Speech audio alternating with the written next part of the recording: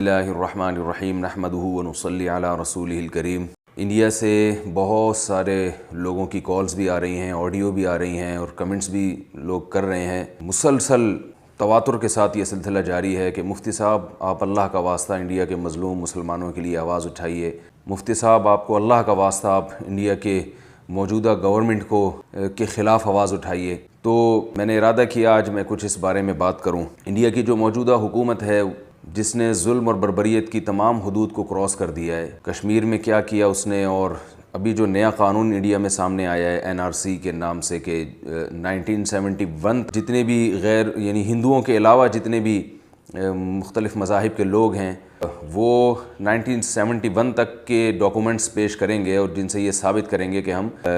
India میں رہ رہے ہیں اس وقت سے، تو ان کی تو نیشنلٹی ان کو دی جائے گی، ان کے علاوہ کو نیشنلٹی نہیں دی جائے گی، وہ ایک دوسرے درجے کے شہری کی حیثیت سے رہیں گے۔ اب ظاہر ہے انڈیا میں زیادہ تر تو مسلمان ہی ہیں، اس قانون سے سب سے زیادہ متاثر مسلمان ہوں گے۔ 1971 تک کے ڈاکومنٹ اس وقت لوگوں کو معلوم نہیں تھا کہ فیوچر میں یہ لا بن سکتا ہے۔ آپ خود سوچئے کہ کیا اس وقت کے ڈاکومنٹس ہر شخص نے محفوظ رکھے ہوں گے اپنے پاس، اور پھر ظاہر ہے اس وقت جو ڈاکومنٹس تیار ہوتے تھے وہ کمپیوٹرائز نہیں ہوتے تھے، اس میں اسپیلنگ کی کیلکولیشن کا ایشو بھی کھڑا کیا جا سکتا ہے کہ اس وقت ڈاکومنٹ میں ایک اسپیلنگ میں نام میں کوئی ABCD کا ایک فرق بھی آ گیا تو اس کی وجہ سے بھی ڈاکومنٹس کینسل ہو سکتے ہیں۔ تو یہ ایک بہت بڑی تعداد مسلمانوں کی اس قانون سے متاثر ہوگی اور وہ کیمپوں میں ایسے رہے گی جیسے دوسرے درجے کے شہری رہتے۔ اور اس کے بعد مزید جو ظلم اور بربریت انڈیا میں شروع ہے، مار کٹائی اور بہت سے لوگوں کو قتل کیا جا چکا ہے، وہاں کی یعنی باقاعدہ حکومتی سطح پہ یہ کام ہو رہا ہے، حکومت کی نگرانی میں یہ کام ہو رہا ہے۔ تو یہ ایک بالکل ایک غیر انسانی بل کا پاس ہونا اسمبلی کی اکثریت کے ساتھ، اور اس طرح سے پھر حکومت کی نگرانی میں پولیس کے ذریعے لوگوں پہ ظلم کرنا، تو یہ بہت ہی گندا سلسلہ ہے جو انڈیا میں شروع ہو چکا ہے۔ لیکن افسوس اس پر ہے کہ نہ تو کوئی وہاں پر بڑے پیمانے پر ایسا احتجاج ہو رہا ہے، ظاہر ہے وہاں تو کرنے نہیں دیا جا رہا احتجاج، لیکن جو دیگر اسلامی کنٹریز ہیں وہ بھی مکمل خاموش ہیں۔ تو ہمیں ظلم کے خلاف آواز اٹھانی چاہیے، ہماری خاص طور پر سیاسی جماعتوں کو دھرنے دینے چاہیے، جلوس نکالنا چاہیے، اپنا احتجاج ریکارڈ کروانا چاہیے۔ ہمیں سوشل میڈیا پہ اور الیکٹرانک میڈیا کے جتنے بھی ذرائع ہیں ان تمام پر بھرپور طریقے سے احتجاج کرنا چاہیے، ان ویڈیوز کو شیئر کرنا چاہیے جو وہاں سے آ رہی ہیں، جو لوگ چپکے چپکے بنا کے بھیج رہے ہیں۔ انڈیا اپنے آپ کو سیکولر اسٹیٹ کہتا ہے اور یقیناً ایک سیکولر اسٹیٹ ہی ہے، تو موجودہ حکومت اس آئین کی خلاف ورزی کر رہی ہے۔ سیکولر ریاست کا تو مطلب یہ ہوتا ہے کہ ہر ایک کو برابر حقوق دیے جائیں گے، مذہب کی بنا پر تفریق نہیں کی جائے گی، لیکن موجودہ حکومت نے ایسی تفریق کی ہے کہ جس کی شاید کسی اور کنٹری میں مثال نہیں ملتی۔ اپنے ہی ملک میں رہنے والے بہت یعنی لوگوں میں ایک بہت بڑی تعداد کو سے ان سے نیشنلٹی کو چھین لینا یا ان کو نیشنلٹی نہ دینا، اور یہ قانون بنانا ہے کہ جو بھی غیر مسلم یعنی مسلمان ہوگا یا جو ہندو نہیں ہوگا اس کو نیشنلٹی نہیں ملے گی۔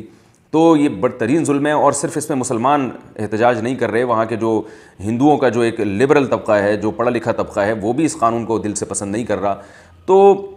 وہاں بھی ہندوؤں کو اور سکھوں کو اور جتنے بھی مذاہب سے وابستہ لوگ ہیں ان کو اور عیسائیوں کو اور مسلمانوں کو مل کے انڈیا میں بھی احتجاج کرنا چاہیے اس کے خلاف بھرپور، کیونکہ یہ آہستہ آہستہ اگر ابھی کنٹرول نہ کیا گیا موجودہ حکومت کی ان پالیسیوں کو تو یہ آہستہ آہستہ معاملہ بڑھے گا۔ آپ اگر اس وقت ہی اس لا کو کچل دیں عوام اپنی اکثریت سے اور عوام اپنی رائے سے، تو یہ سلسلہ آگے نہیں بڑھے گا، ورنہ یہ سلسلہ بڑھتے بڑھتے انڈیا کو تباہ کر دے گا یہ، کیونکہ جب اس طرح سے ایک ملک کے اندر اتنی بڑی تفریق اپنے ہی ملک کے لوگوں کے ساتھ ہونا شروع ہو جائے تو اس سے بغاوتیں یقیناً پھیلتی ہیں، بغاوتیں کامیاب ہوتی ہیں۔ موجودہ حکومت تو کس کے اشاروں پہ یہ کام کر رہی ہے یہ تو ساری دنیا جانتی ہے، لیکن یہ موجودہ حکومت نہ صرف یہ کہ مسلمانوں کے ساتھ اور اقلیتوں کے ساتھ ظلم کر رہی ہے، یہ انڈیا کا بھی بیڑا غرق کر رہی ہے۔ تو اس لیے سب سے پہلے تو خود انڈیا کے جو رہنے والے لوگ ہیں، چاہے وہ کسی بھی مذہب سے ان کا تعلق ہو، ان کو چاہیے کہ وہ اس قانون کے خلاف آواز اٹھائیں، اور تاکہ وہ اپنے ملک کو بچانے کے لیے ان کا کردار ہو، اور اقلیتوں پہ جو ظلم ہے اس کے خلاف آواز اٹھائیں۔ اور اس کے بعد دیگر اسلامی ممالک کی بھی ذمہ داری بنتی ہے، جن میں سب سے پہلے تو ہماری ذمہ داری، ہم اس کے انڈیا کے پڑوس میں ہیں، ہماری ذمہ داری بنتی ہے کہ ہم سوشل میڈیا کے ذریعے یا ٹیلی ویژن کے ذریعے یا کسی بھی طرح سے جو سیاسی لوگ ہیں وہ سیاسی سطح پہ، حکومتی سطح پہ اب آواز اٹھائے اور اس مسئلے کو بین الاقوامی عدالتوں میں لے جایا جائے، دھرنے دیے جائیں. خاص طور پر یہ جو سوشل میڈیا کا احتجاج ہے، اس کی بھی آج ایک بڑی ویلیو ہے، اس سے بات وائرل ہوتی ہے، پھیلتی ہے. اس کو زیادہ سے زیادہ شیئر کیا جائے. اللہ تعالیٰ سے دعا ہے کہ ہمارے ان مظلوم بھائیوں کی اللہ مدد فرمائے. ان پر جو ظلم ہو رہا ہے اس پر اللہ تعالیٰ ظالموں کو اللہ ہدایت عطا فرمائے، اور جو ظالم ہدایت کے قابل نہیں ہیں ہماری دلی دعا ہے کہ اللہ تعالیٰ ان کو تباہ و برباد فرمائے. انڈیا سے میں نے عرض کیا کہ بہت زیادہ آڈیوز اور میسیجز لوگوں کے آ رہے ہیں،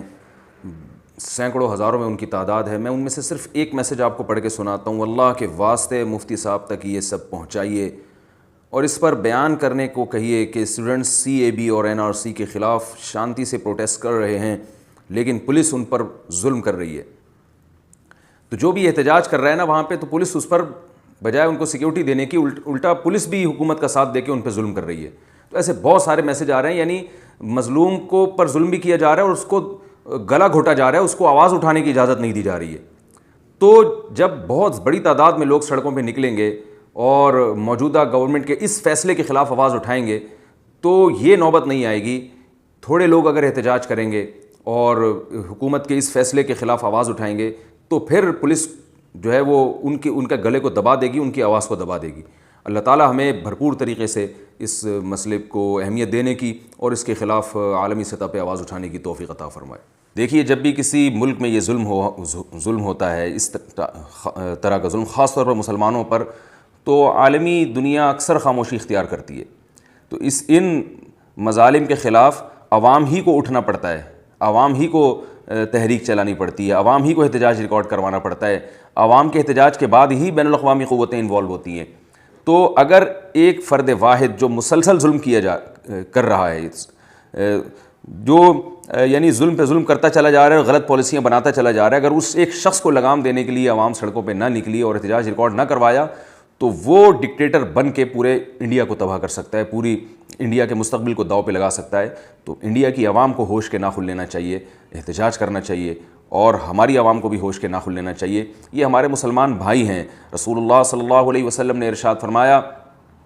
المسلمون کالجسد الواحد، کہ تمام کے تمام مسلمان ایک جسم کی مانند ہیں. مسلمانوں میں ملکی تفریق نہیں ہے کہ وہ فلاں جگہ کا مسلمان ہے، یہ فلاں جگہ کا مسلمان ہے. سب سے پہلا رشتہ خالق اور مخلوق کا ہے، اور خالق اور مخلوق کا جو رشتہ ہے، یعنی سب سے پہلے اس کا رشتہ ہے جس نے ہمیں پیدا کیا، اور خالق اور مخلوق کا رشتہ وہ سب سے پہلا رشتہ ہے. اور اس میں جو سب سے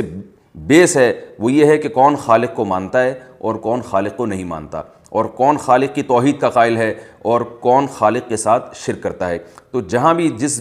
خطے میں بھی مسلمان رہتے ہیں ان میں قدر مشترک یہ ہے کہ وہ ایک خدا کو ماننے والے ہیں، ایک اللہ کو ماننے والے، اور اللہ کے پیغمبروں پر ایمان رکھنے والے ہیں، اور محمد صلی اللہ علیہ وسلم کو آخری نبی ماننے والے ہیں.